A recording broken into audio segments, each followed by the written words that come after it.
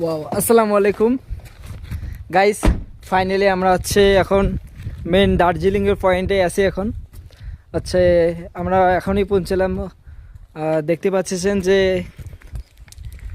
এতদিন তো শুনে আসছি যে দার্জিলিংয়ের জন্য চা বিখ্যাত, দার্জিলিংয়ের চার জন্য।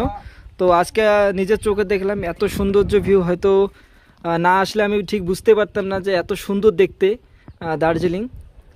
আই লাভ ইউ দার্জিলিং, হয়তো না আসতে বুঝতে পারতাম না। তো আমরা ফাইনালি আসলাম দার্জিলিংয়ে, এখন আমরা ঘুরবো। দার্জিলিং দাদা কিছু বলো। I love Darjeeling. দার্জিলিং সবাই ঘুরতে আসো। এই শীতের মৌসুমে দার্জিলিং ঘোরার জন্য যে এত সুবিধা দেখা যাচ্ছে, এত ভালো লাগতেছে। একবার দেখেন, সব কুয়াশায় কুয়াশা ভরা দেখা যাচ্ছে, মানে মেঘ পড়ে আছে পাহাড়ের মধ্যে।